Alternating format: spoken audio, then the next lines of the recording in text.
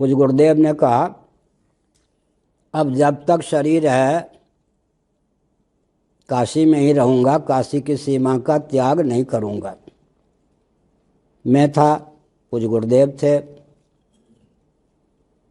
फिर उन्होंने क्या कहा, तत्वज्ञ को काल विशेष का, देश विशेष का, मान स्थान विशेष का आग्रह नहीं रखना चाहिए।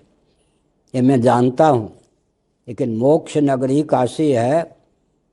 कुत्ता जो है वो बैठने की भी जगह देख लेता है, मलमूत्र कहाँ त्यागना चाहिए वो भी सोच लेता है। तो हम लोग तो मनुष्य हैं। यद्यपि तत्वज्ञ को किसी देश का आग्रह, काल का आग्रह नहीं, जब शरीर छोड़ जाए तभी वाह है, तभी वाह है, क्योंकि जीवन काल में ही चिज्जडक ग्रंथि का भेदन हो चुका होता है। जीवन काल में ये मुक्त होते हैं, ऐसे निरावरण ब्रह्म होकर स्थित होते हैं। लेशा विद्या भी उन पर प्रभाव नहीं डाल पाती, जो प्रपंचो प्रारब्धोपादान का नाम होता है लेशा विद्या।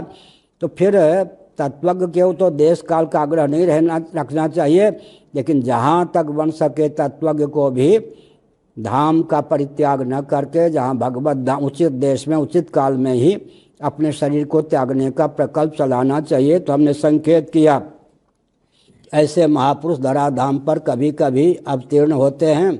आज हम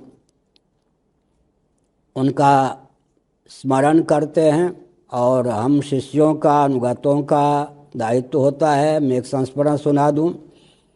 जब पूज्य गुरुदेव का शरीर पूरा हुआ, उन्होंने भगवान की समर्चा की और गंगा जी की ओर मुख करके आसन पर बैठ कर देह त्याग किया योग पूर्वक। उन्होंने मुझसे पहले कह दिया था कि अब मेरे रहने योग्य समाज का वातावरण स्तर नहीं रह गया, इसलिए मैं उचित समय पर देह त्याग कर दूंगा। ये मुझसे कहा था उन्होंने। जब गंगा में विसर्जन की बात आई तो आप सुन के चकित होंगे। जब तक पूज्य गुरुदेव के उस पार्थिव शरीर का विसर्जन गंगा जी में नहीं हुआ, काशी के स्वेच्छापूर्वक मुस्लिम परिवार में भी आग नहीं, चूल्हा नहीं चेताया गया।